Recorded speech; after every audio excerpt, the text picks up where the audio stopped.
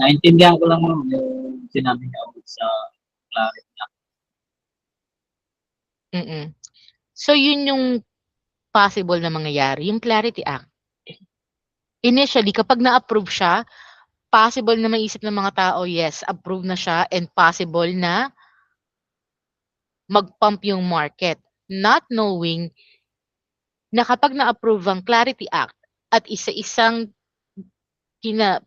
tawag dito, nag-go through yung mga tokens sa guidelines ng Clarity Act at hindi sila pumasa, automatic delisted sila.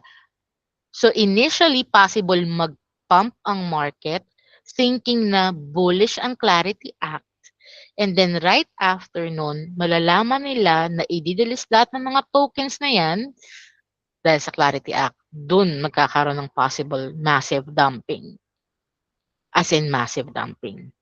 Now, ano naman ang possible na magiging reason para maging bullish ang market? Does anyone know?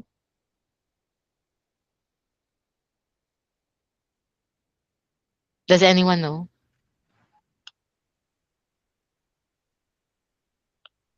Wild guess. Nandito na sa may harap nyo. After ng Clarity Act, ano kasunod? Yun na yun ma'am, yung Bitcoin Act strategy. Strategic Bitcoin Reserve Act.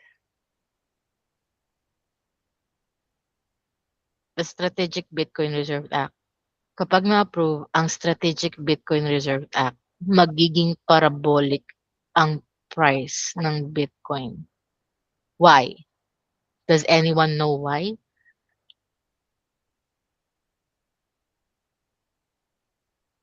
I'll guess. Strategic Bitcoin Reserve Act. Sa Strategic Bitcoin Reserve Act, ang minimum na kailangan na reserve ng USA is 1 million pieces of Bitcoin. 1 million pieces of Bitcoin.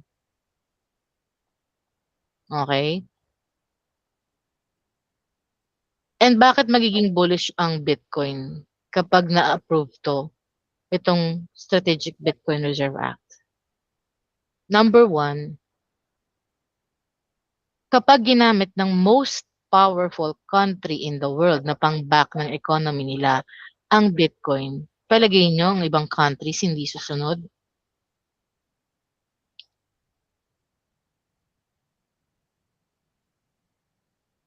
So, ang gagamitin ng USA na pang-back ng economy nila, ang Bitcoin with a minimum of 1 million pieces.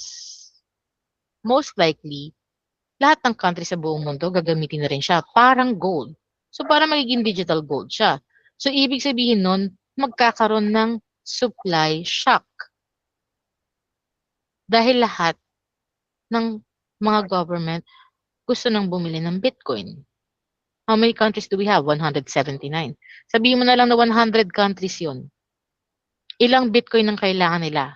Kung kukunin ng USA yung 1 million. Ang tanong nga, saan nila kukunin yung 1 million? Okay, tandaan nyo, we only have 21 million fixed supply ng Bitcoin.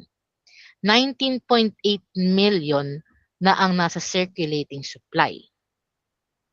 1 million pieces hawak ni Satoshi Nakamoto at hindi nyo makukuha yon. Almost 800,000 pieces hawak ng BlackRock.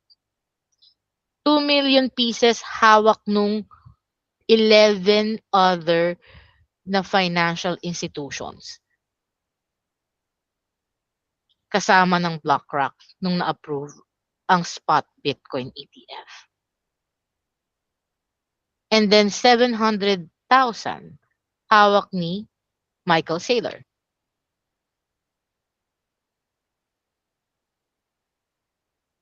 And then yung iba doon, nawala na noon. Yung mga na-lost yung mga seed phrase, yung mga keys, accidentally nawala, yung mga namatay na hindi na nakuha yung mga bitcoins nila. And then the rest, hawak ng retailers. So, saan kukunin ng US government yung 1 million pieces ng Bitcoin? At pag nakuha nila yon, saan naman kukuha ng Bitcoin yung ibang countries? At kapag nag-interest na ang ibang countries sa Bitcoin, palagay nyo, yung mga ibang investor sa buong mundo, hindi sila magkakaroon ng interest sa Bitcoin?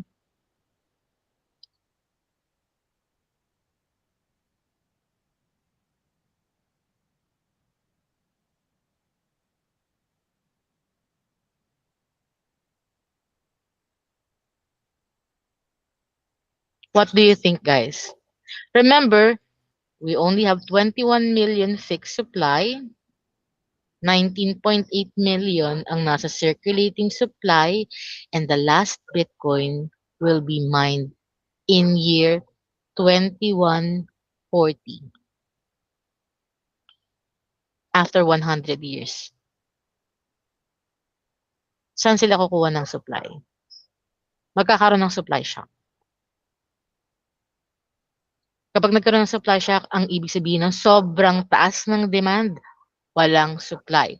Kapag na-approve ang Strategic Bitcoin Reserve Act, wala ng retailer na magbebenta ng Bitcoin. Dahil alam nila na lilipad ang price ng Bitcoin. Magiging unstoppable siya. Parabolic. Nagigets nyo? Naintindihan nyo, guys? Wala ng supply ng Bitcoin, pero kailangan ng US ng 1 million pieces ng Bitcoin. At kapag ginamit niya yung pambak ng economy niya, yung ibang country susunod. Saan sila kukuha ng Bitcoin? Sa atin. So, paano nila gagawin yun? With the Clarity Act, pababagsakan nila ng todo yung price ng asset. Pababagsakan nila ng todo yung price ng asset hanggang mag-let go ang mga retailers. Dahil in the first place, hindi bibili ang US sa mataas na price. Never. Knowing Trump, hindi siya bibili sa mataas na price. So dito sa process na to, pababagsakin nila ng todo ang price ng Bitcoin sa Clarity Act to the ground. Dun sila bibili ng napakaraming Bitcoin. Doon nila aagawin sa mga retailers ang Bitcoin. Kasi walang magle-let go ng Bitcoin hanggang hindi yan to the ground unless may way sila para nakawin sa mga retailers ang Bitcoin.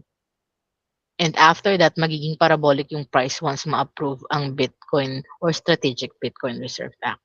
So sinasabi ko sa inyo, magiging sobrang toxic ng market. Naintindihan nyo, guys? Nagigets nyo ba yung logic? Or may question kayo? Mag-question kayo ngayon bago tayo mag-proceed.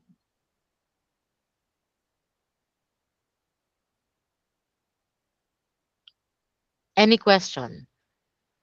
Anthony, wala ka bang question? So far, wala naman. Demand and supply ang rule naman eh. Yes. Okay. Oo. So, ibig sabihin, magkakaroon ng supply shock.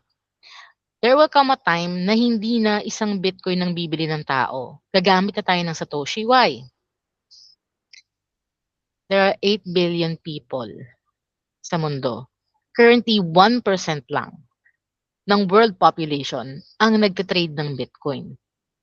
Kapag nakilala na ng mundo ang Bitcoin, marami na magkaka-interest sa kanya. And the only reason kung bakit hindi ginagalaw ng mga conservative investors ang Bitcoin is because hindi siya documented. Hindi siya legally documented. And as you know, ang mga conservative na investors, hindi sila nagtatouch ng mga asset na hindi legal. Pero once na maging or ma-approve ang Strategic Bitcoin Reserve Act, automatic madodocument ang Bitcoin. Legal na siya. Kailangan yan ng mga conservative investors for their protection. Hindi sila gagalaw ng mga asset na hindi legally documented. Gets nyo ba? So once ma-approve yan, magiging digital gold na siya. Pag-aagawa na siya ng lahat ng mga tao. Gets nyo later kung bakit. Okay? And then, right now, aware ba kayo dito?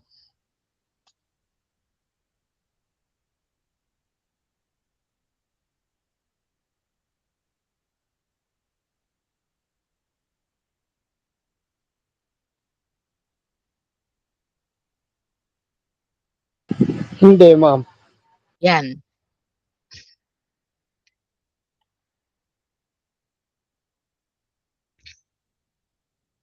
Right now, hindi ma-open ng Iran ang Strait of Hormuz. Kasi hindi nila mahanap lahat yung mga ginawa nilang mga mines dun sa dagat.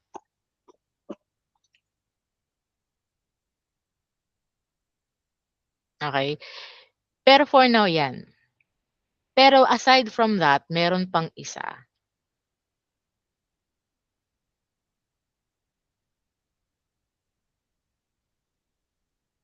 One moment.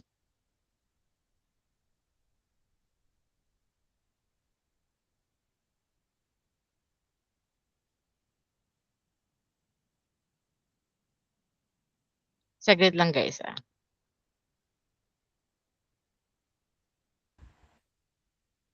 Question, no? Yes. Will your flow, yung pinaka-analysis mo na pattern, will that be the next trend, next guideline for doing the Bitcoin?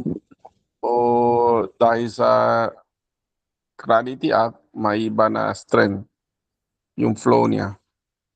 Your question is kung mag-iiba yung peak ng Bitcoin in the future? Yes, more or less. Yung up and down niya, kasi based on your observation, there's a pattern. So once it become legal, legal coins, so what will happen? Magiging parabolic siya. So, right now, ito yung pattern niya, di ba? Papakita ko lang ulit.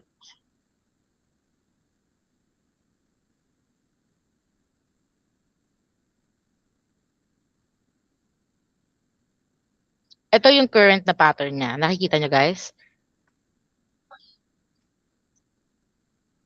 Yan. Simple lang siya kasi guys. Okay? So, right now, ang expectation namin is ito ang bear market low, last cycle. Ito ang high, 126. In-expect namin na bababa ang price ng Bitcoin dito sa level na to. Yan. Okay? Possible naman siyang bumaba. Possible siyang bumaba dito dahil sa Clarity Act. Pero may possibility na magpa-pump muna yung market dahil magkakaroon ng misleading na connotation yung mga tao na bullish ang Clarity Act kapag na-approve.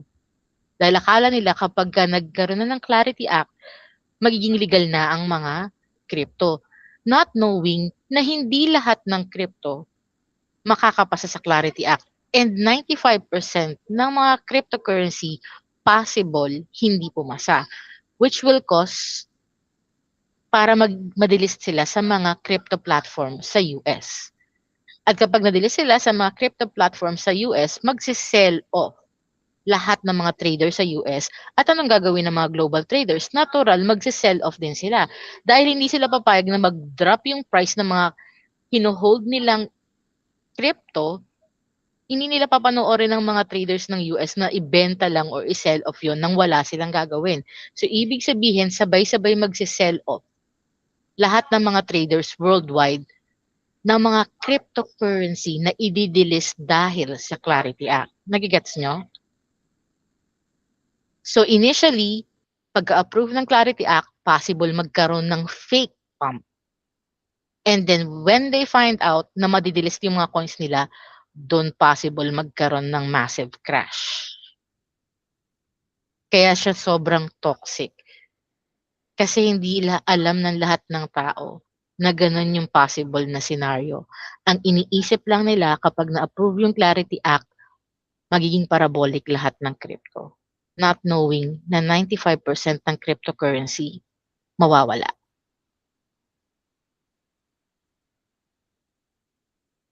Na-gets niyo ba yung...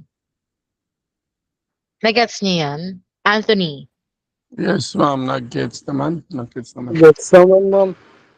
Okay, ngayon, after ma-approve ng Clarity Act, ang next is the Strategic Bitcoin Reserve Act. So possible nga, umabot tayo ng October. Why? It will take months pa din bago ma-approve ang Strategic Bitcoin Reserve Act. So kung ma-approve ang ang Clarity Act by April or end of April or end of June, possible magkakaroon ng fake pump and then massive crashing kapag nag-start na silang mag-delist ng mga crypto. So pasok yun sa time frame natin na possible ang bottom ng bear market would be October of 2026. And then by that time, possible ma-approve na ang Strategic Bitcoin Reserve Act. At doon na magsisimulang umakyat yung price ng Bitcoin. Nagigets nyo? So itong price na to, hindi ko sinasabi na hindi to ma-reach dahil possible ma-reach to after ma-approve ng Clarity Act. However, possible din tayong maka-experience ng fake na pump. Possible yan umakyat dahil naiisipin ng mga tao na okay, Clarity Act pag na-approve, super bullish kasi meron ng specific guidelines ang mga crypto. Not knowing na maraming madidelist. And then saka siya magda-drop. So pag drop niya, saluhin nyo. Kailangan bumili kayo. However, meron akong mga concern dahil nga sa Strait of Hormuz, aware ba kayo na nagko-collect na ng fees ang Iran sa bawat dumadaan na vessel and they are collecting in Bitcoin? Aware ba kayo doon? Yes, Yeah, kung sa balita, ma'am, Bitcoin niya na nga daw yung pambayad lang para makadaan sa street. Yes. Aware ba Totoo kayo? po ba yun, ma'am? It is.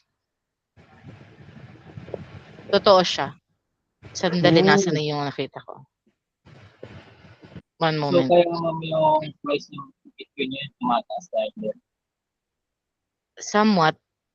However, hindi naman talaga magiging bullish pa. Ito nga sinasabi ko, natotoxic ako kasi ang daming issue. Okay, maraming issue. Na sinabi ko nga sa inyo, magiging roller coaster ride to. So kayo na yung bahala kung paano nyo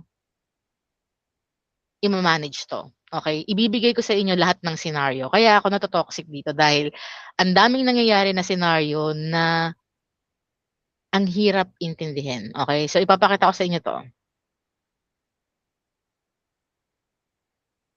And yes, legit yun, yung sa Strait of Hormuz. Saan na siya?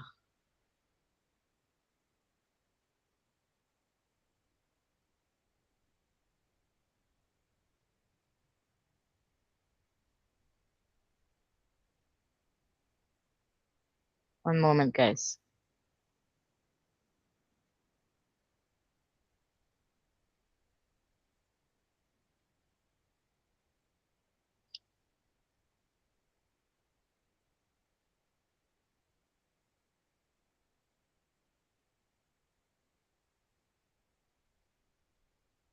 Saglit lang.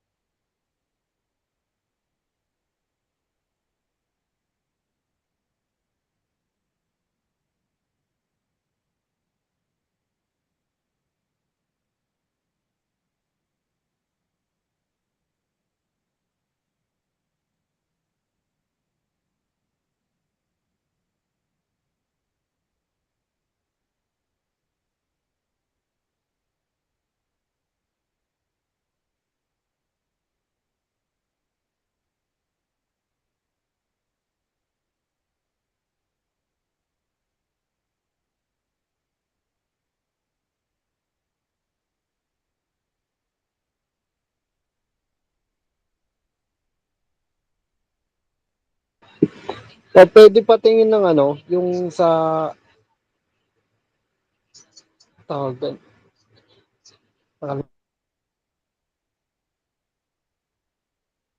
Ano yun, guys? Sa halving, i-screenshot ko lang, ma'am. Ano yung sa halving event? Anong kailangan mo doon? Yung 16 months ba yun? O 12 months? Ay, 18 months.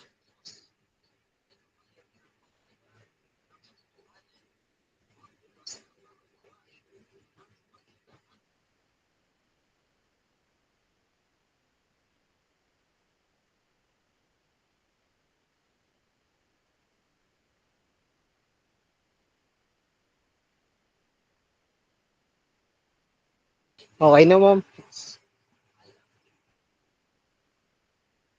Ma'am, pwede magtanong. Okay. Ma'am, paano if ever mo makapasa ma'am yung Clarity Act, may possible ba ma-freeze yung mga account ma'am? Halimbawa, magsabay-sabay mag-sell off yung mga traders? Possible ma-freeze? Yes. Possible.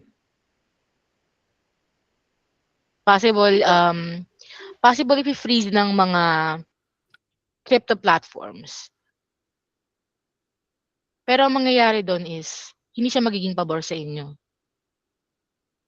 Kasi ang mag-freeze is yung mga platforms outside the US. Yung mga nasa US na crypto platform, hindi sila mag-freeze dahil magdidelist sila ng mga tokens. Kailangan nila yon ipaalam sa mga traders na by this date, madidelist na yung tokens nila and kailangan na nilang i-sell off yon. Otherwise, ma-auto-convert siya sa current na price. So, kung bagsak yung price nun, automatic, mako-convert siya dun sa current na bagsak na price. So, ang gagawin ng mga trader sa US, magsi-sell off sila habang mataas pa. At habang nagsi-sell off sila, pababa ng pababa yung price. At kapag sinabayan ng mga traders outside the US,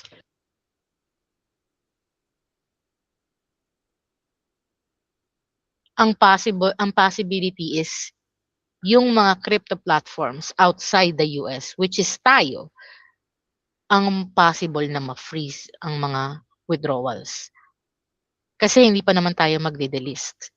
Sila yung magde-delist, so hindi na pwedeng mag-freeze yung mga companies or yung mga crypto platforms sa US. Nagigets niyo? Nagigets mo yung point? Hindi Yes po, hindi hindi tayo ang magde-delist. Ang magde-delist is US, so hindi sila pwedeng mag-freeze. Dahil require nila yung mga traders nila na okay, i-delist na namin tong mga tokens na to. So kailangan niyo na tong i-sell off or i-liquidate bago yung date na to na ibibigay nila. So hindi sila pwedeng mag-freeze kasi magde-delist na sila eh. Pero yung mga crypto platforms outside the US, hindi tayo magde-delist.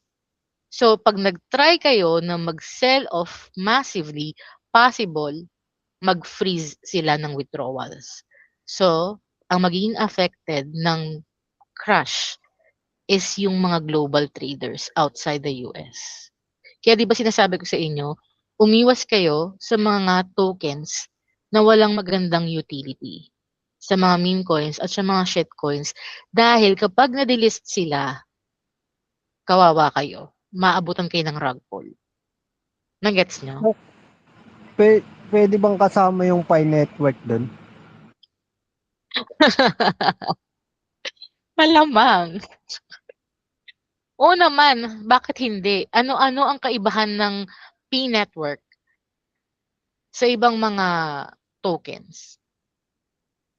Di ko rin alam, ma'am eh. Pero may nalak akong 2,000 Pi ata yun. Ang Di ko pa first rin makuha. ang first question, may magandang utility ba ang P-network? Parang wala eh. Exactly. Automatic yun. Delisted Mm. siya. Nagets nyo? Yun pa lang yung first question eh. First question, meron ka bang magandang utility at matagal ka na bang operational? Kapag ang answer is no, automatic tanggal ka. Mm. First question pa lang yun. Okay? So ito yung sa may Strait of Hormuz, guys. Verified report to. Report confirms that Iran is imposing a fee in this range, which is $2 million per vessel. Yung dadaan sa Hormuz. Okay, pag ano to, pag punong-puno yung ano nila, vessel nila, it's $2 million in Bitcoin. Or kapag hindi sila puno, it's $1 per barrel of oil converted in Bitcoin. Yan. Nababasa nyo, guys? Yes po, ma'am. Yan. So right now, guys, ang alam ko, 15 vessels lang ang inaalaw daily. 15 vessels lang ang inaalaw daily. Why? Kasi nga, maraming mga mines dun sa dagat. Alam niyo yon? Aware ba kayo doon? Yes po, ma'am. Yung mga tinanim nila Meron na silang mga tinanim na mga mines doon sa may dagat. So, ibig sabihin, hindi pwedeng dumaan ng maraming barko kasi hindi nila mahanap ngayon kung saan nila nilagay yung iba daw na anod. So, delikadong magbiyahe yung mga vessel ng maramihan. Lahat ng dumadaan sa Hormuz ngayon, ano sila, assisted sila ng mga ng mga Iranians pag dumadaan ng Hormuz. Hindi sila pwedeng bumiyahe mag-isa kasi tinuturo sa kanila yung way kung saan possible na walang mine. So normally per day is 140 ships ang dumadaan. So pwede sila mag-collect ng mga $800 million to $1 billion monthly. Sa ganun kadami. It's actually 140 to 300 vessels a month. So makakakolekt sila ng $2 million for each vessel. Napakalaking pera nun. And ang problema lang ngayon is, hindi pa sure kung kaya bang bumili ng mga shipping companies ng ganun karaming Bitcoin para makapagbayad sa Iran. Okay? So ito, confirmed report to, guys. It's confirmed. Okay? Question dyan. Motor ba yung meron ng Philippine diesel na nakadaan na sa Meron. Oo, meron. Pero kailangan nilang magbayad. Hindi ibig sabihin na pinadaan ka, libre. Papayagan ka kapag non-hostile country ka, pero you have to pay the toll fee of $2 million. Dati ba, ma'am, wala yan? Wala malamang, nagkaroon lang siya ng toll fee nung nagkaroon ng war. Nung sinara ng Iran ang Strait of Hormuz.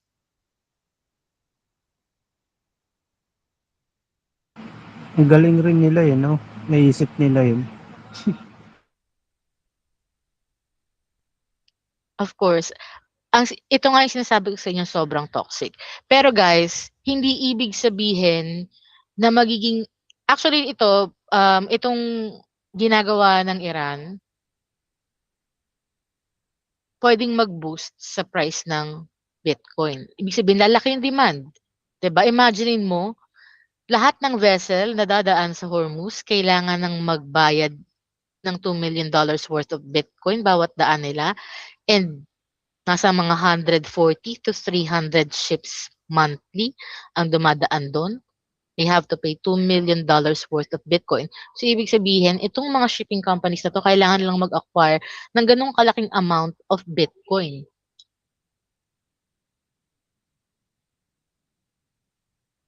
Nagigets nyo ba? So, pwede siyang mag-boost ng price ng Bitcoin. Pero, possible, hindi umakyat yung price ng Bitcoin. Does anyone know why? Kasi we pay it to the Iranian, not to the US. Well, isa din yun. And aside from that, dahil doon, dahil magkakaroon ng additional charges ang Iran sa bawat dadaan na vessel, anong magiging effect nun sa oil price? Tataas siya. At kapag tumaas ang presyo ng oil, magkakos siya ng inflation. Nagigets nyo? Kasi magiging mas mahal na yung logistics natin, yung transportation. So, lahat ng mga products natin magmamahal din. Same with the US. Kapag nag-cause siya ng inflation, anong mangyayari sa interest rate ng US? If there's inflation, Tataas, ma'am. kailangan ng rate hike. Right? Kapag nagkaroon ng rate hike, lalakas ang US dollars. Babagsak lahat ng risk on assets, including Bitcoin. So kahit na magkaroon ng malaking demand sa Bitcoin dahil sa toll charges ng Iran sa mga oil vessels, hindi pa rin aakyat yung price ng Bitcoin because magkakos siya ng inflation, hindi lang sa buong mundo kasama ang US, which will cause the US Federal Reserve na mag-rate hike. And again, pag nag-rate hike ang US, lalakas ang US dollars, magda-drop lahat ng risk on assets, including Bitcoin. So, hindi rin siya tataas. Hindi rin akit yung price niya. Nagets nyo? So, hindi rin siya ganun kaganda kasi magkakos siya ng inflation. Questions, guys, bago ako mag-continue. So, nakikita nyo na kung gaano siya ka-toxic. Ang daming mga fundamentals like the Clarity Act, Strategic Bitcoin Reserve Act, nandiyan na may toll charges na pinapataw ang Iran using Bitcoin. So isipin mo, dapat bullish na yung Bitcoin, pero hindi pa rin pala. Gets nyo? Sobrang toxic niya. May question kayo guys bago ako mag-proceed? Ma'am, tatanong ko lang, ano pa to, ma'am? Mahaba pa itong magiging war ng US. Ano mahaba ang magiging? Ma'am, kung You tatagal mean po ba yung war? war? Kung magtatagal yung war? Yes po, ma'am. Magtatagal yung war? I think Sa so. palagay niyo po, ma'am, kung tatagal pa po. I think so. Okay. Natrap ang USA dito sa war sa Iran. Okay? Kung hindi kayo aware guys, merong tayong tinatawag na petrodollar trade. Ang petrodollar trade is an agreement with Saudi Arabia and USA na ang oil ng Saudi Arabia will only be sold or pwede lang siyang ibenta using US dollars. Nagets nyo? Pwede lang ibenta ang oil ng Saudi Arabia using US dollars. That's called petrodollar trade. Okay? And nagke-create yon ng demand para sa US dollars. At kapag mataas ang demand ng US dollars, malakas siya. Malakas yung US dollars. Nagets nyo? At dahil doon, dahil US dollars na ginagamit para sa petrolyo, ginamit na rin siya para sa lahat ng mga trades worldwide. Kaya siya tinawag na world reserve currency. At dahil naging world reserve currency siya, naging powerful ang US. Why? Pwede na silang mag-place ng sanctions sa mga enemy countries nila. Kapag nag-place sila ng sanction sa mga enemy countries katulad ng Russia, ng Iran, hindi sila pwedeng basta-basta magbenta ng mga products nila. Why? I-decline siya. Dahil ang pwede lang gamitin for trading is the world reserve currency, which is the US dollars. At dahil nilagyan ng sanction ng US ang mga countries na yun, hindi na sila pwedeng makipag-trade. Nagagets nyo? Ginagamit ng US pang control ng mundo ang US dollar dominance. Nagagets nyo ba? At nang pinasok ng US ang war with Iran, hindi nila na-anticipate na ganun kalakas ang Iran. At ngayon, naiipit sila dahil hindi na nila hawak ang Hormuz. At ang nire-require na nilang gamitin para bumili ng petroleum or oil is yuan or Bitcoin. So, nasa na ang US dollars doon? Kapag nawala ang petrodollar trade, ano mangyayari sa US? Mawawala ang demand sa US dollars. Kapag nawala ang demand sa US dollars, hindi na siya world reserve currency. Kapag hindi na siya world reserve currency, wala na siyang control sa mundo. Dahil hindi nagagana yung sanctions niya. Hindi niya na pwedeng i-prevent yung ibang countries para makipag-trade using other currencies. Wala nang papansin sa kanya. Mawawala na siya ng power. Magko-collapse ang US. Ngayon, ang question ko sa inyo, papayag ba ang US na ganun ang mangyari sa kanila? Magpapatalo ba sila sa war na to? Hindi ito war, itong war na to, hindi ito about sa ego ni Donald Trump. Make or break to ng US. Kapag natalo sila sa war dito, magka-crash ang economy ng USA. Palagay mo, magpapatalo ang US sa war na to? Yan ang question ko sa inyo. Kung ang ipinaglalaban ng US is ang petrodollar trade at ang US dollar dominance and world power, palagay niyo magpapatalo ang US? Any answer? Hindi sila napapatalo kahit kairaman.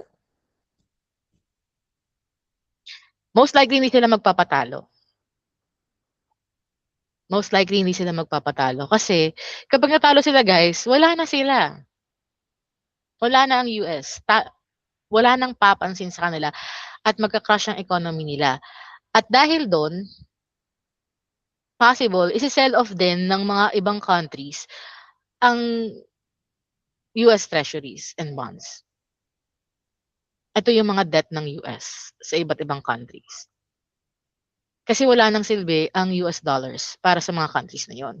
Pag nag-sell off ang mga countries na yon, especially Japan, siya nag-hold ng pinakamalaking debt ng US around 1.4 trillion US dollars. Kapag sinell off ng Japan ang debt ng US, automatic collapse na ang US. Gets nyo? Hindi na kailangan ng Japan yon. Pag natalo ang US sa war na to, hindi na kailangan ng ibang countries yung US debt. Hindi na nila kailangan ng US dollars. So, isi-sell off nila lahat ng US debts. Babagsak ang economy ng US. Kaya hindi magpapatalo ang US. Tandaan niyo yan. Question guys, bago tayo mag-proceed dun sa susunod na masakit sa ulo.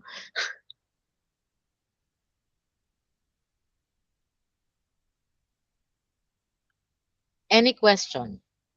Magtanong kayo guys.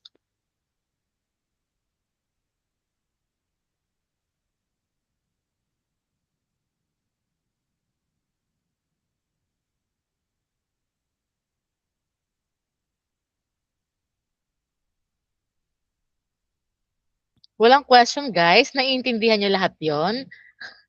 Seriously? Di ba sabi ko sa inyo ang gulo? Hindi magpapatalo ang US. Paano nila tatalunin yung Iran mo?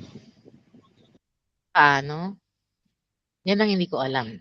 Actually, kaya namang talunin ng US ang Iran. Kaya. Kung lalaglagan nila ng bomba. I mean, nuclear bomb. Which is pinagbabawal. Okay? Pwede nila i-destroy ang Iran in a snap of a finger. Pag nilaglagan nila ng bomba. Nuclear bomb. Hindi siya basta missile. Nuclear bomb. Mawawipe out niya ang buong Iran. Mamamatay ang nasa 90 million people. Mas maraming mamamatay kaysa nung panahon ng Japan. Nung nalaglag ang atomic bomb sa Hiroshima and Nagasaki. Dahil I believe World War II nasa 10 million yung namatay. Sa Iran, 90 million ang mamamatay kapag naglaglag sila ng nuclear bomb sa Iran. Kaya nilang i-destroy ang Iran. Napakadaming nuclear weapon ng USA. In one click, kaya nilang i-destroy ang Iran. Pero bawal gumamit ng nuclear weapon. Once na ginawa nila yon at pinatay nila yung 90 million people ng Iran, maraming magre-react na country. maraming magre-react. Doon magsisimula ang World War III. Hindi papayag ang ibang country na gawin lang yon basta-basta ng USA na pumatay ka ng 90 million people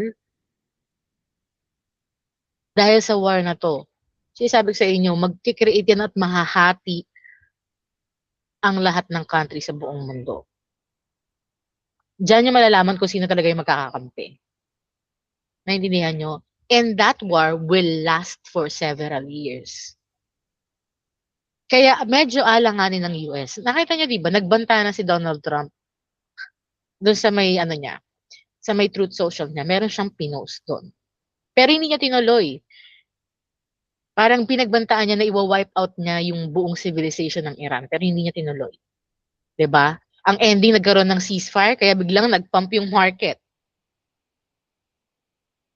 Kaya niyang i-destroy ang Iran kung gugustuhin niya. Pero alam niya na kapag ginawa niya yon, there's no going back. At maraming countries ang magagalit sa kanya. At hindi papayag yung ibang countries na ganun-ganun na lang yun. Kasi matithreaten na din yung ibang countries na, ay, pwede pala nilang gawin yun kahit kaninong countries. Nagigets nyo? At hindi papayag yung ibang country ng ganun. So, kapag ginawa yun ni Donald Trump, ewan ko lang, pero hindi ko masasabi kung gagawin niya yan. Kasi mag-start siya ng World War III and napakahirap nun. So, hindi ko alam kung paano niya tatalunin ng Iran. Pero obviously, tinatraidor niya ang Iran. Sa lahat ng mga ginagawa niya, may ceasefire. Right after ng ceasefire, mayroong mga attacks. Every time na magde-declare siya ng schedule or ultimatum, right before matapos ng ultimatum niya, meron siyang mga attacks. Traitor siya kausap. Hindi siya maayos kausap. Hindi mo siya pwedeng pagkatiwalaan dahil lahat ng sinasabi niya, sobrang kasinungalingan. And he's trying to manipulate the market. Nagigets niyo ba? Bakit? Sino bang kumikita dyan? Sino ang kumikita dyan? USA. US ang pinakamalaking producer ng oil sa buong mundo.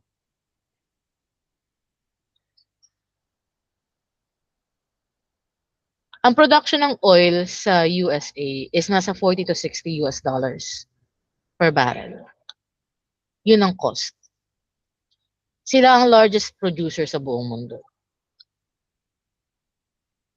Pero nung tumaas ang price ng oil, tumaas din ang price ng oil sa kanila.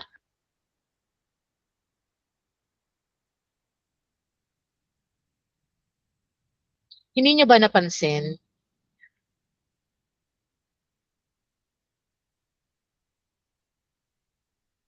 Nung kinlose ang Strait of Hormuz, nakuha nila yung demand. Dahil hindi makakuha ng oil sa Middle East, maraming kumuha sa US. Okay? Aside from that, gaya ng sinabi ko, ang cost lang ng production na is 40 to 60 dollars. They can sell sa around 70, 74 hanggang 84 dollars per barrel. Pero hindi sila mag-sell sa ganung halaga because they have to follow the standard price ng WTI and Brent crude oil. So, ibinibenta rin nila ng mas mataas na presyo yung oil nila. At sinong kumikita doon? Yung mga investors nila sa US. And si Donald Trump, kinokontrol niya yung market. Kung kailan mag-sell off, kung kailan magbabuy. Sila yung kumikita doon. Nagets niyo ba yun? Questions doon?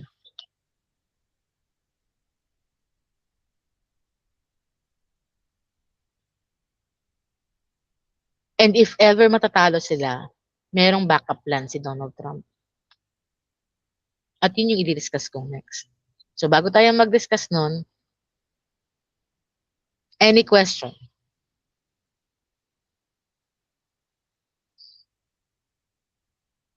Walang question? Medyo naguguluhan din ma'am. Tumabog na yung utak. Yun yung reason ko ba't sumasakit yung ulo ko in the past few days. Kasi di ba, sobrang dami ng events, sobrang dami fundamentals na contradicting sila lahat. Merong bullish, merong bearish. Sobrang gulo niya. Nagigets nyo? Pero binibigay ko sa inyo yung lahat ng scenario para sabay-sabay tayong sumakit yung ulo. Pero nagigets nyo yung point ko. Na sa sobrang dami ng scenario na yon, hindi mo alam bullish ba to or bearish to. Nagigets nyo? Meron kang Clarity Act na supposedly bullish na hindi mo alam na bearish pala. And then meron tayong collection ng fees sa Strait of Hormuz ng Bitcoin. So isipin mo, kailangan ng maraming supply ng mga shipping companies. So dapat tumaas yung price ng Bitcoin. Pero hindi pala dahil magkakos siya ng inflation and magkakos siya ng rate hike sa US. At kapag nagkaroon siya ng rate hike, lalakas ang US dollars, pabagsak yung Bitcoin. Nagets nyo? Okay. And then this war, hindi mo alam kung sino mananalo, pero hindi mag-give up ang US. Pero may backup plan siya. May backup plan si Donald Trump. Actually, initially, ang sabi nila doon sa toll fee is yuan, no? RMB. Yes. Tapos, nagiging ringgits. Tapos ngayon, nagiging Bitcoin. Kaya, it's making the market confused. Yes. Yung unang bago yung Bitcoin, it was parang 2 million RMB. So, yuan siya. Tapos biglang nag-change na naman. Pero right now, $2 million worth of Bitcoin. Ang reason nila dito is, itong toll na to is gagamitin nila pang rebuild ng Iran. However, ang hindi ko sure since hahawakan ng Iran ang buong Middle East, mawawala ang petrodollar, possible na iiyuwan nila ang bentahan ng oil sa Middle East. Pero ang toll will be in Bitcoin. Possible. Nagets niya? Question doon, Anthony. Pero ngayon, libre daw para sa friendly country just like Russia, China. Free dumaan? Sabi daw free pero siguro yung pilot fee may bayad kasi, di ba? Yung mines, yung ibang lugar may mga mines. So, dadaan ka walang mines, kailangan may pilot ka. Well, actually, yung sinabi nilang free dumaan, he's not actually free from toll charges. Ibig sabihin sila yung malaya makaraan doon sa may Hormuz. Kasi, kinlose na naman nila yung Hormuz. Kinlose na naman ulit nila yung Hormuz dahil hindi na naman natuloy yung ceasefire nila. Dahil hindi sila magkasundo. Sinabi na naman ng representative ni Donald Trump sa US na walang ceasefire na pinagkasunduan dahil hindi raw makatwiran yung 10 points na requirement ng Iran versus do sa 15 points na binigay ng US. So, hindi raw nakipag-deal si Donald Trump sa kanila at wala daw official na ceasefire. So, sinara na naman ng Iran yung Strait of Hormuz pero pinayagan niyang dumaan ang Russian vessel at China. What they actually mean is pwede silang dumaan, malaya silang dumaan, pero hindi siya free. May toll pa din. Ang gulo, di ba? So right now, pinipigilan nila yung ibang countries na dumaan because hindi nila malocate yung ibang mga mines na tinanim nila doon sa dagat. Nagigets niyo yung point? Yes, actually, maraming technical practice ang Iran at USA. May talk, may act, may talk, may act. Sobrang, yun ang actually magulo. And pinapagulo pa siya ng USA. Dahil nag-declare sila ng iba yung sinasabi nila at pinipress release nila sa totoong nangyayari. Basta hindi pwede tiwala si Donald Trump, yun ang Hindi talaga po pwedeng pagtiwalaan ang sinasabi ni Donald Trump. However, kaya niyang i-move ang market dahil pag meron siyang tinweet, yun ang pinapaniwalaan ng tao.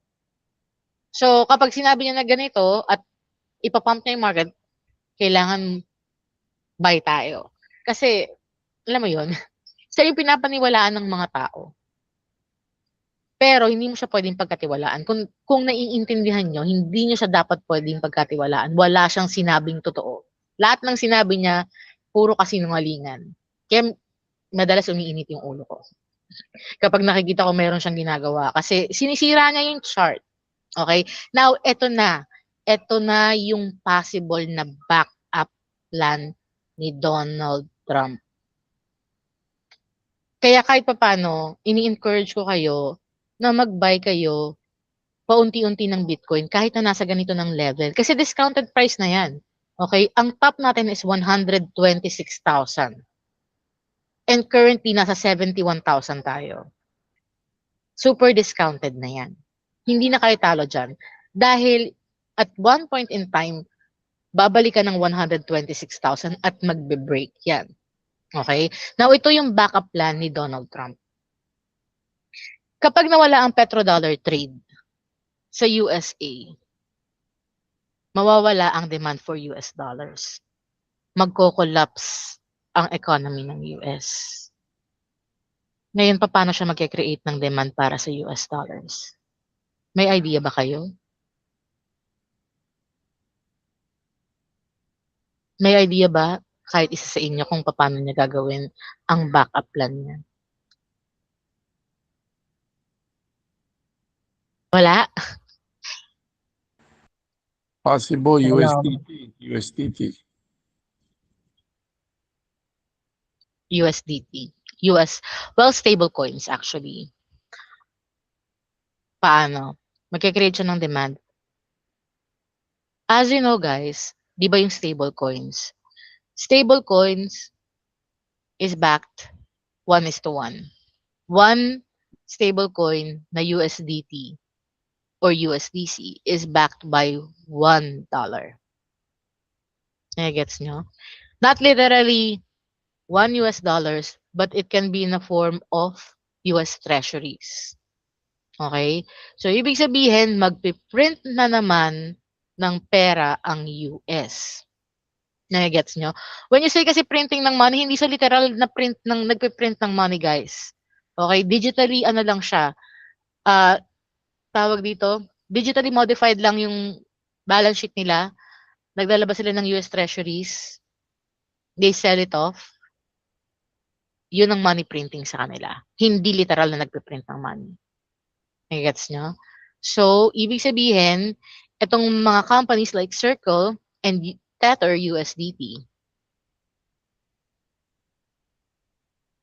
kailangan nilang bumili ng US treasuries if magpiprint sila or magmi-mint sila ng USDT at ng USDC. Minting ang tawag nila sa Tether and sa may USDC. Kapag mag-create sila ng additional na stablecoins, it's called minting.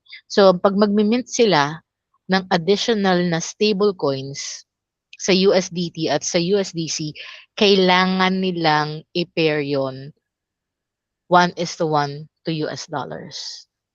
So, dun mag-create ng bagong need si Donald Trump.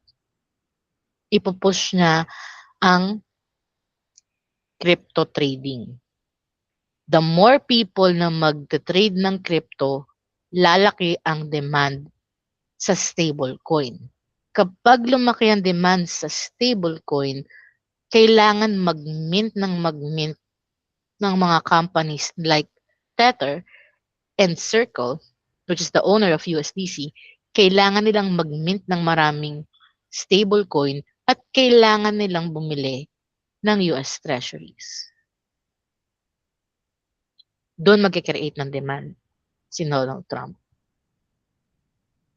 At imamanipulate na naman niya yung market na ito lang yung mga pwede niyang gamiting stablecoins or pwede siyang mag-approve ng mga additional stablecoins galing sa mga bangko.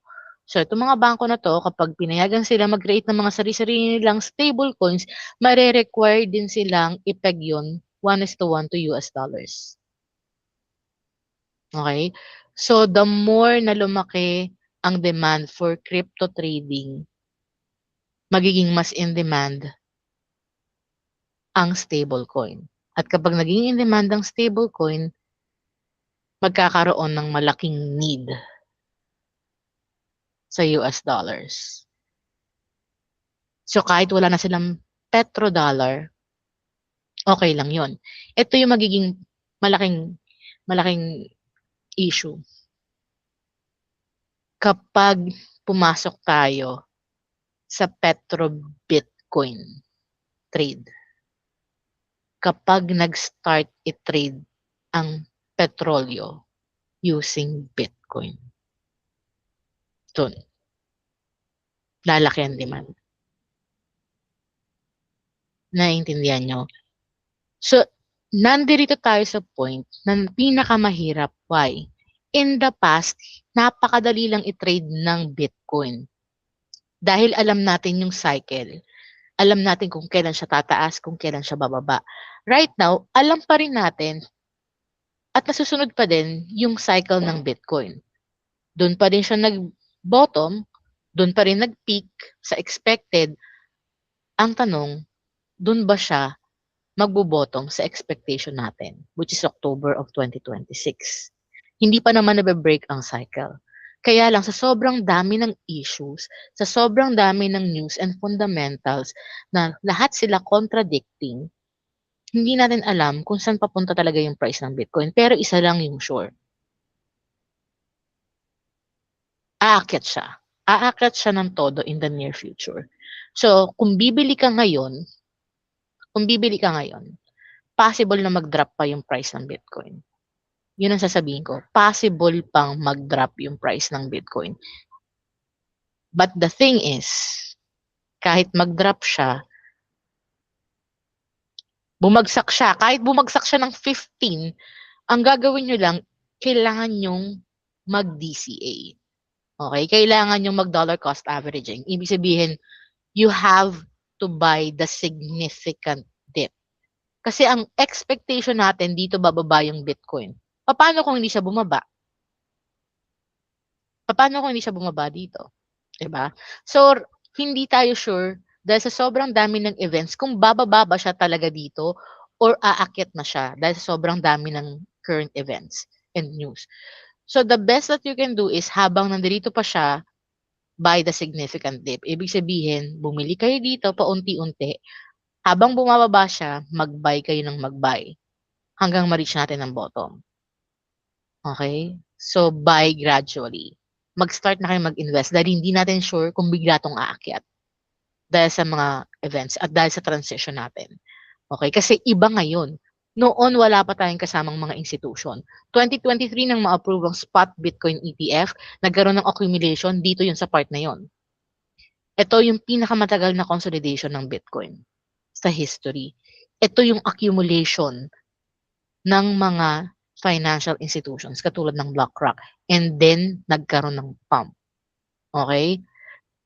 Iba na siya. Hindi na siya katulad ng dati. Although nasusunod pa rin yung cycle, mas mabuti na maging sure tayo dahil may war ngayon. So hindi tayo ganun ka-sure kung bababain pa to. Pero naniniwala ako na bababa pa to. Okay? Pero you can start buying na gradually. Para pag umakyat yung price ng Bitcoin, makakapag-sell kayo. Dahil sinasabi ko sa inyo, magbe-break at magbe-break ito.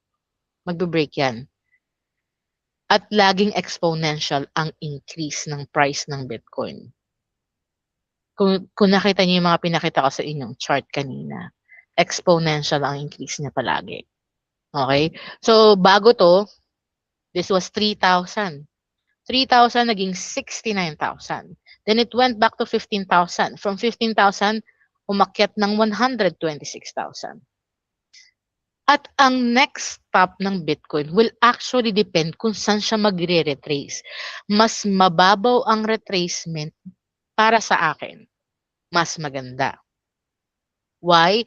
Kasi pag mas mababaw ang retracement niya, ibig sabihin mas mataas ang aakyatin niya na price. Mas mataas ang aakyatin. Kapag ka bumaba pa to dito, mas mababaw lang ang price na aakyatin niya. Dahil nakadepende sa bottom ng bear market ang magiging next stop natin. So for example, hanggang dito na lang. Kung sabihin na natin na ito na yung ano natin, ito na yung bottom natin, at going up na to, so ito yung bottom. Yan na yung bottom. I-assume natin na yan na yung bottom at paakyat na yan. Okay? Saan yan papunta? Gagamitin nyo yun na Fibonacci trend-based extension para malaman nyo. I-click tayo sa bottom and this will be the first high. Yung pinakatuktok which is 126,000 and then hatakin nyo dito sa retracement na to. Yung bottom na yan. At ang first goal niya, 170,000. Yan ang magiging first goal niya. At aakyatin niya hanggang 1.618, 239,000. At kailan mangyayari yon? Ang peak natin would be September, October, or November of 2029. Question.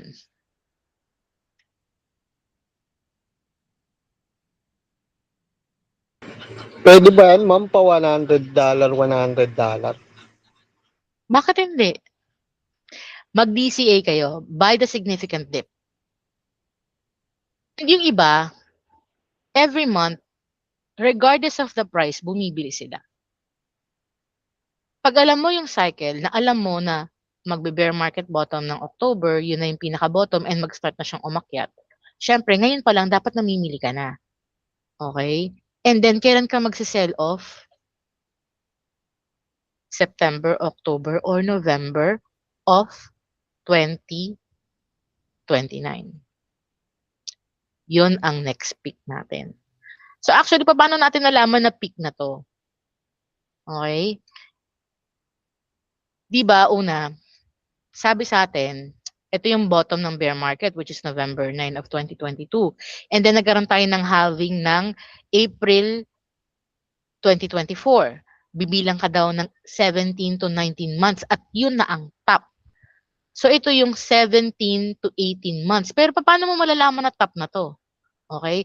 Kung pinapanood nyo yung mga pinakita ko sa inyo regarding sa Fibonacci retracement and Fibonacci trend-based extension, saan ang reversal level? Sa Fibonacci trend-based extension. Diba? Ang goal initially is 1, representing 100%. Ang reversal level is 1.272, 1.414, 1.618. Ibig sabihin, ito ang unang goal, 100%, pero pwede siyang mag-exceed dyan. At kung mag-exceed siya dito sa level na 1 na to, ang possible reversal area is itong tatlong to. Okay? At kung saang level siya madalas ma-reject or pinakamaraming rejection, yun na yung top. So, tingnan natin.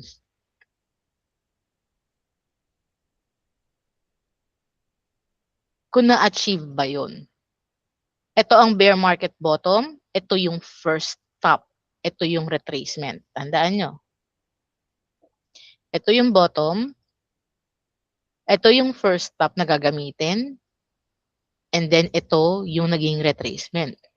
Pag ginamitan mo yan ng Fibonacci trend-based extension, click sa bottom, sa first top, hatak papunta ng retracement.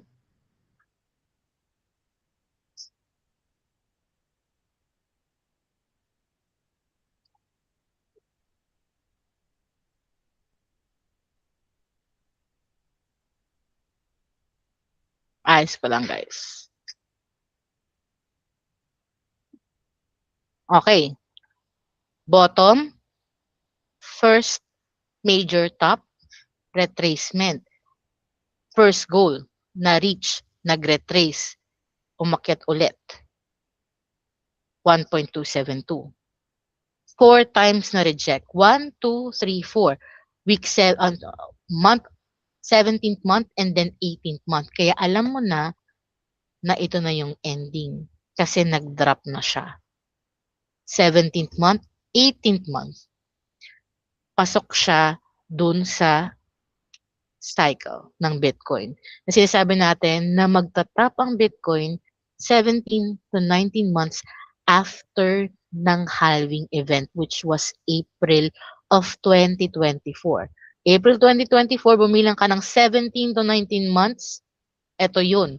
At nare-reject siya sa reversal level. Etong tatlo ang reversal level. Ito yung goal. 1. Na-reach ba yung 100%? Yes. After ma-reach yung 100%, nag-retrace. 0.5. Valid retracement yan. And then, nag-extend. Pero 4 times sa reject dito, hindi na niya kinayang umakyat dito. 4 times rejection, drop. Alam mo na bear market na ito na yung top. Which is, pasok lang na pasok sa 17 to 19 months. So, alam mo na ito na yung top. Ngayon, technically, para malaman mo ang bottom, diminishing retracement nito, expected ko around 74%, 44 to 45,000 US dollars in between these levels.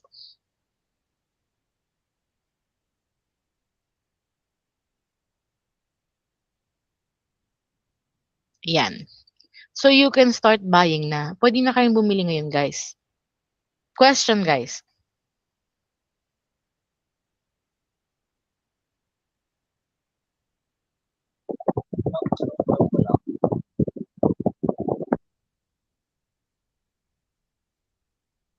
Question.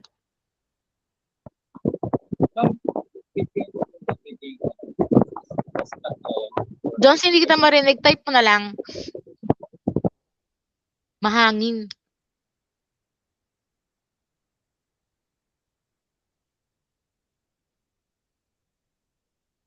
Mahangin sa lugar mo, Jones. Hindi ko marinig yung question mo.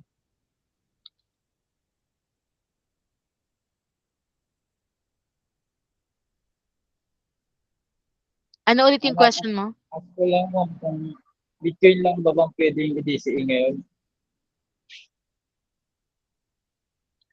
Dahil sa Clarity Act, yes. Kasi hindi mo alam kung ano yung ma-approve at hindi ma-approve na token. Right? So kung bibili ka, possible matrap ka. Nagigets mo? Pag na-approve ang Clarity Act, hindi natin alam kung ano yung mga tokens na madidelist. So pag bumili ka at nadelist yun, possible na mag-drop yun. Sayang pera mo. 'Di ba? Pero nasa sa'yo yun kung malakas ang loob mo. Kasi lahat naman dropping ngayon kasi bear market na.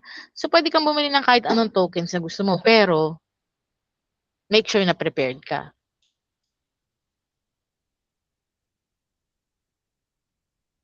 Sabi ni Jans yung top 10 tokens daw sa market. Any other question, guys?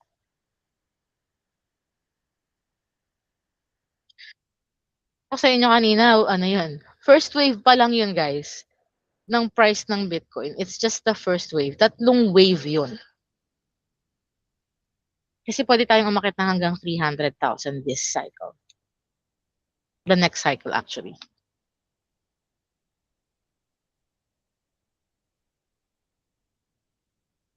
What do you mean hindi binabaan ng last halving? Ang last halving natin was April 2024. Bago ang April 2024, it was May 11, 2020. Kasi birthday yun ng kapatid ko. Alam ko yun, kabisado ko yun. So, bago tong halving ng April 2024, it was May 11 of 2020. Okay? So, pag bumilang ka, it's 17 to 19 months, 18th month, nag-top ang Bitcoin, which is November 9, a day before my birthday. Kaya kabisado ko yun, kasi birthday ko is November 8. Nag-top ang Bitcoin sa 69,000 November 9. And then nag-drop siya. Ang bear market bottom niya is also November 9, 2022. 1 year, exactly 1 year. And then the next halving event is April 2024.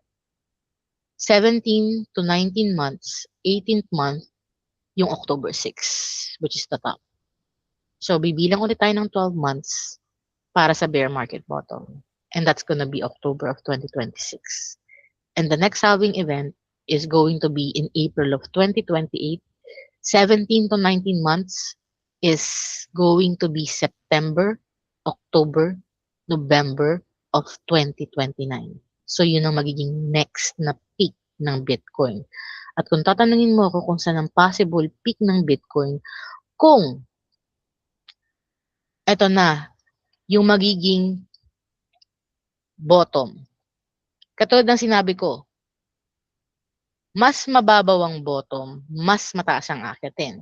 Kung pabababain natin to dito, mas mababaw lang ang magiging top nito.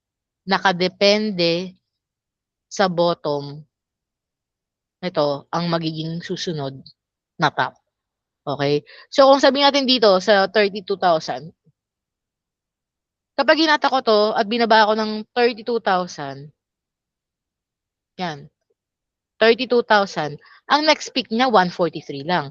Mas malalim ang bottom, mas mababaw ang next na peak.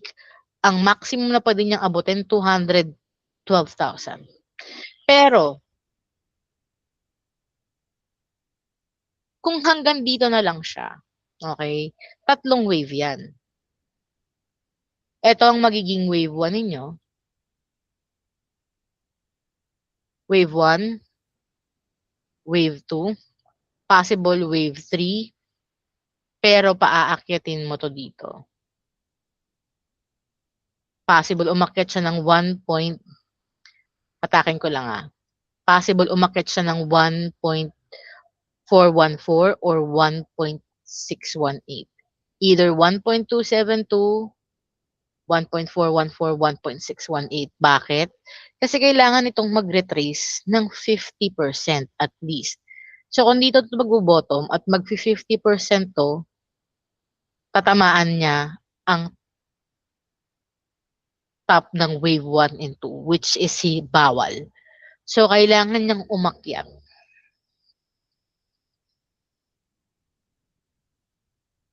Para pag nag-retrace siya sa 0.5, hanggang dito lang siya bababa. Yan, hanggang dito lang, 0.5. Kasi kailangan niya mag-retrace ng 0.5 and then the next peak. Pwedeng hanggang dito, hanggang dito. Why?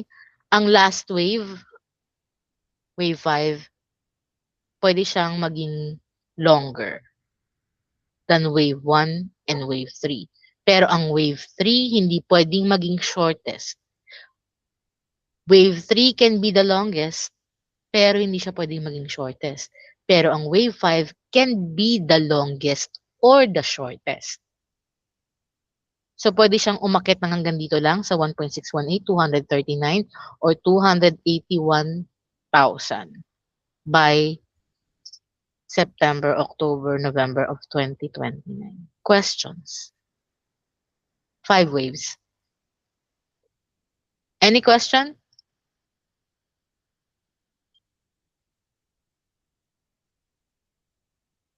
Walang question, guys?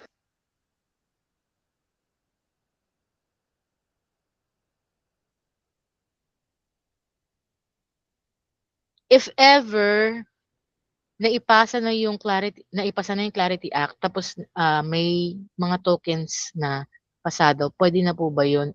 Oo.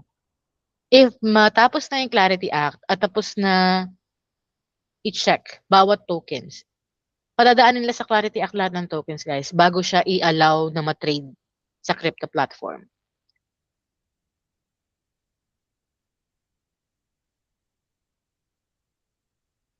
Pabor ba ako sa Clarity Act? Siyempre.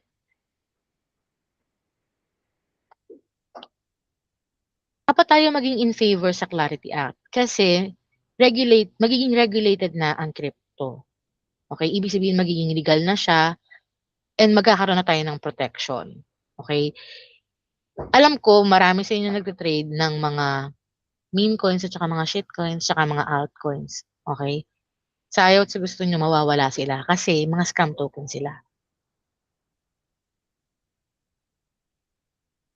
And para maging safe ang trading para sa lahat ng tao, kailangan ng Clarity Act. Okay? Kailangan maging parang trading siya ng stocks, ng mga indices, mga precious metal. Ibig sabihin, hindi siya pwedeng basta-basta token, yung ginagamit lang for rug pull, hindi yun safe para sa mga traders. Kung ipapatrade siya or i-allow siya ng mga governments worldwide na i-trade ng mga investors nila, ng mga legitimate na investors, dapat may protection yung mga investors. Dapat alam nila na yung mga crypto na tinitrade nila are all legitimate. Hindi fly-by-night. Hindi scam tokens. Nagets nyo? So, magkakaroon ng malaking pagbabago. Yung mga scam tokens na yan, mawawala silang lahat. Mawawala silang lahat sa ayaw at sa gusto natin. So, kung tatanong nyo ako in favor ako doon, of course, in favor ako doon.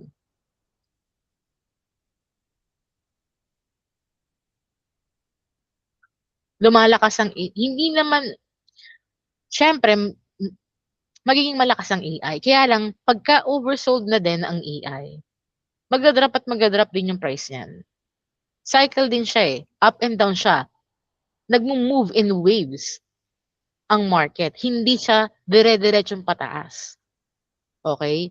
May ups and downs sila. Kasi kailangan mong mag-buy at mag-sell.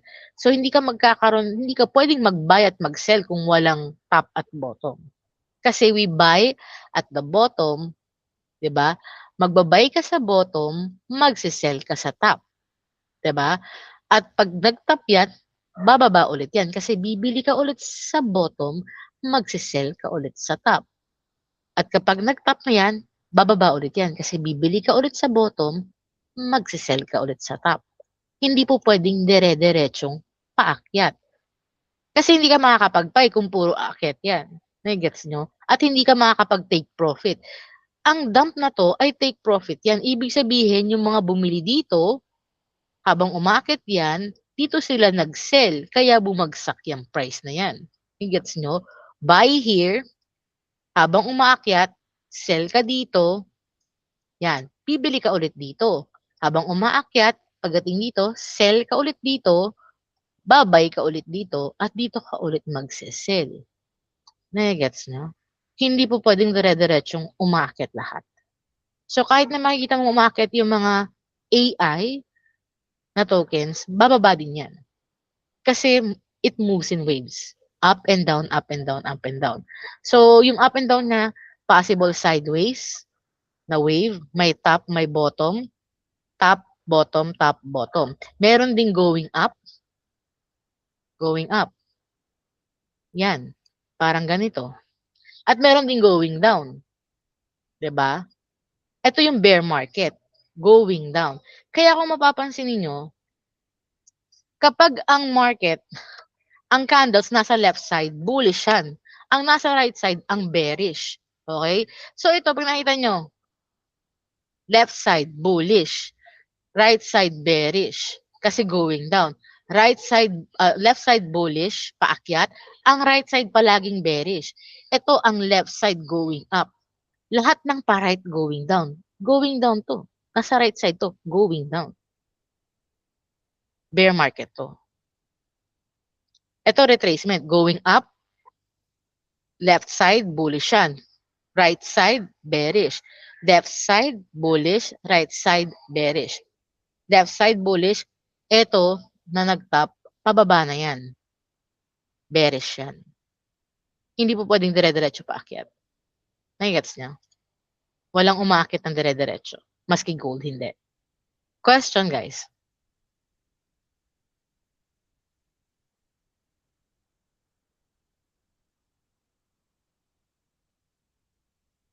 Walang may question?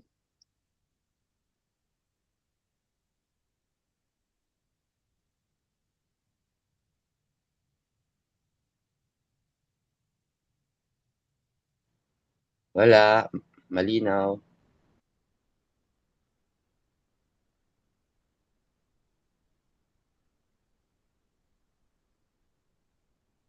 Ito guys, nakikita nyo? Okay. So, ito yung Bitcoin halving. At ito yung price ng Bitcoin sa exact date ng halving event. Alright? So, ito yung halving dates. 2009, 2012, 2016, 2020, 2024. So, sa first, syempre, 0. Nag-start tayo sa 0.40 cents, right? And then, the first halving event, nung nag-halving event mismo, $12.35. Second halving event, 633 US dollars.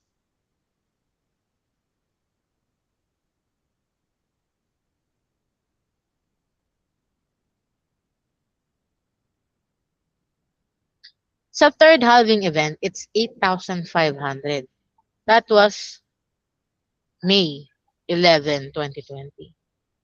And then the next halving event, April 20, 2024, 64,000. Nakita niyo yung increments? 12, 633, 8,500. Then last April 2024, it's 64,000. So, kung exponential na increase ng price ng Bitcoin, ang next halving natin is April 2028. Ano magiging price dito? Sa palagay niya. Kung ganito ang increments niya, every halving event. Hindi to top guys ha. Ito lang ang price ng Bitcoin during the halving event. Hindi ito top. So sa palagay ninyo, kung ganito ang increments niya, 0, $12, 633, 8,500, naging 64,000. So ano yung next halving event? Any question? Or any idea or guess?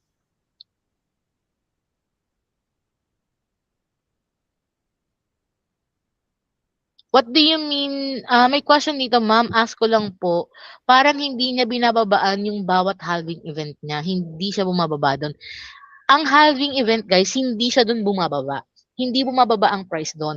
Ang halving event is guide natin para malaman natin kung kailan tayo mag-start mag-count ng 17 to 19 months para mag-peak. Para alam natin kung saan yung, para siyang sign, okay, halving na ako ngayon. So, ibig sabihin, magbilang na kayo ng 17 to 19 months, mag-peak na yung Bitcoin. Ay, gets niya?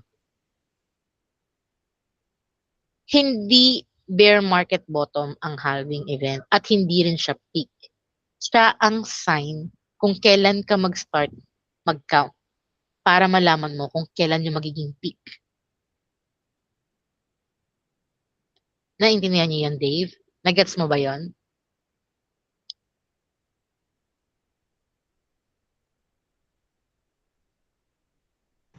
Bali ma'am, pwede niya bang babain yung 64,968?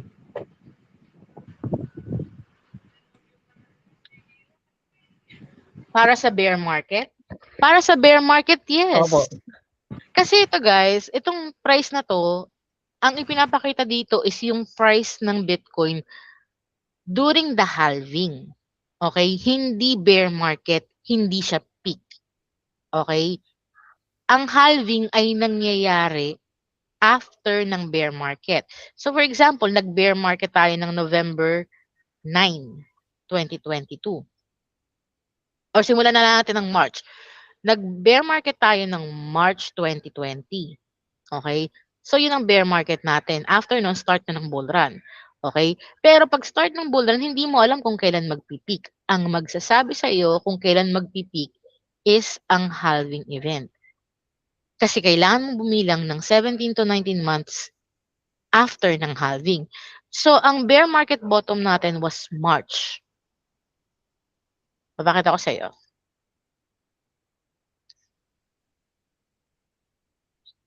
Yan. Ito yung bear market bottom natin dito. March. Okay? Bottom. Ang halving event natin was May. Dito.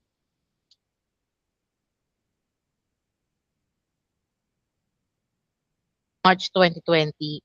And then ito yung May 11, 2020. From this point, dito yung halving event. Ito yung bottom. Bottom, halving event. May 2020. From May 2020, magbibilang ka ng 17 to 19 months. Magta-top. Ito yung pang 18th month. Dito siya nag-top. After niya nag-top dyan, bumaba na siya. Ito na yung bagong bottom. Exactly 1 year after ng top, exactly 1 year. Palaging 12 months ang bottom. Palagi. So ito na yung bottom natin, exactly 1 year. November 9 of 2022. So ibig sabihin, kung ito yung naging bottom, start na rin to ng bull market. Okay? The following day, start ng bull market going up na. Pero hindi mo alam kung kailan magta-top. Kailan mo malalaman?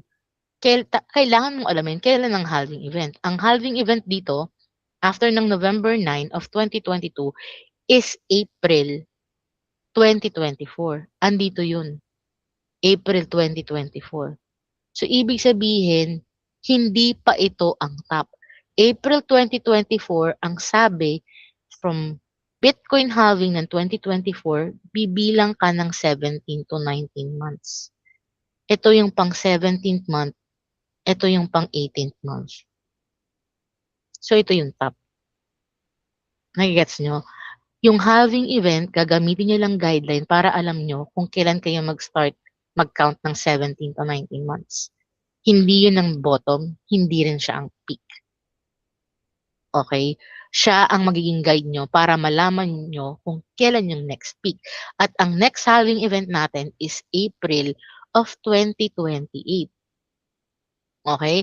So, kung dito yun, April 2028, magbibilang ka ulit ng 17 to 19 months. And that's gonna be approximately dito, September, October, or November of 2029. At kung tatanungin nyo ko kung saan yung magiging possible na top niya by that time, depende kung saan siya magbo-bottom. So, kung sasabihin natin, ito na yung bottom. Ito na yung bottom.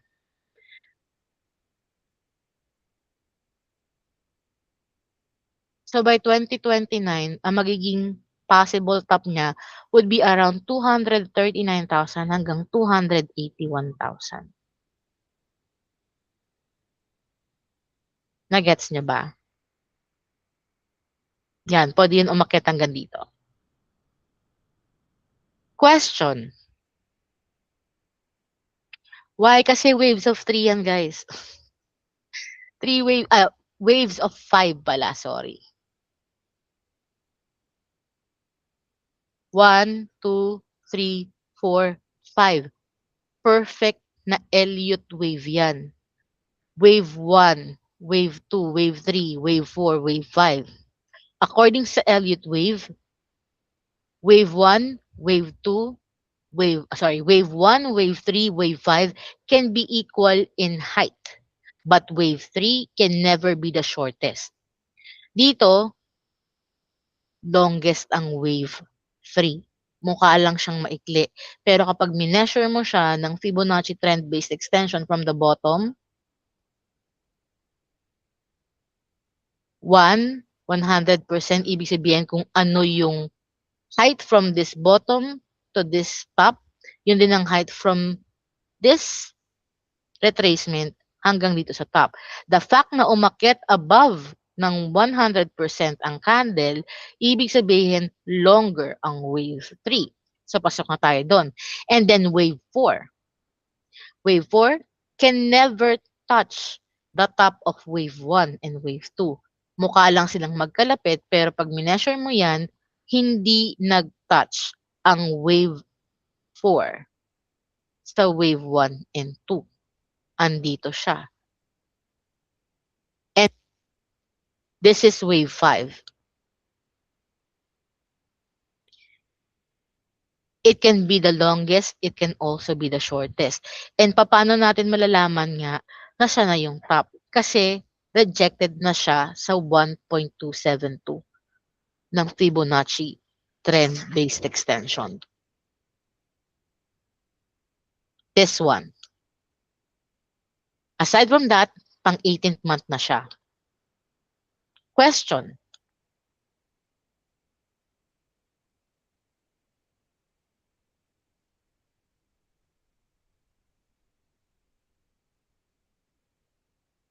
Walang question, guys?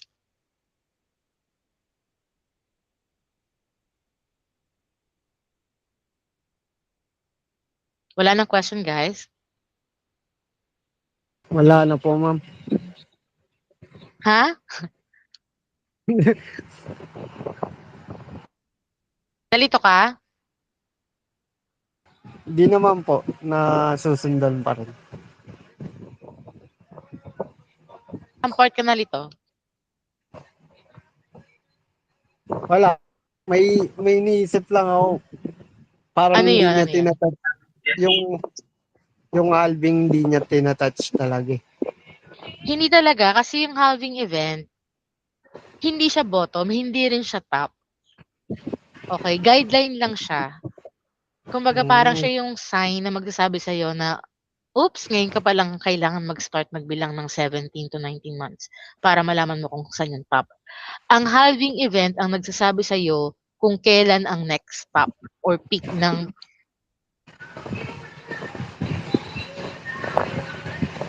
nagets nyo? Hindi siya necessarily bottom. Hindi magbo-bottom sa halving event ang price ng Bitcoin. Hindi rin siya doon magta-top. Siya lang yung magsasabi sa'yo kung kailan ang next na top or peak. Nagigets nyo ba? Gets Nalilito na, kasi ma'am. kayo eh. Gets. Tandaan nyo, meron tayong part. Bear market bottom. And then, kailangan mo ng halving event. Dito sa halving event na to, it was April 2024 dito sa area na to. Okay? So, bottom, halving event, bibilang ka ng 17 to 19 months, eto yun. Peak. At paano nyo malalaman na sure ball na peak na yan? Kasi inakit na niya yung reversal area ng Fibonacci trend-based extension. 1.272. Kapag na-reject ka ng paulit-ulit dyan, katulad ng nangyari dito, 4 times rejected, alam mo na yan na yung top. Kasi hindi niya na ma-break. Ito na yung reversal level. Na kapag nire-reach mo itong tatlong level na to, ibig sabihin, kailangan mo nang mag-reverse. Pero dito pa lang, ni-reject na siya ng 4 times. At 17 to 9 to 18th month na to. So, bumaba na siya, wala na. Going down na to. Nagets nyo? Question, bago tayo mag-end. Kaya pa sana akong ikukwento sa inyo kasi hindi natin na-discuss yung XRP pero siguro next time na lang. Mag-question na kayo bago tayo mag-end. Kasi magi-11 na. Baka tulog na yung iba. Wala na, ma'am. Yung iba. Anthony, may question ka pa bago tayo mag-end?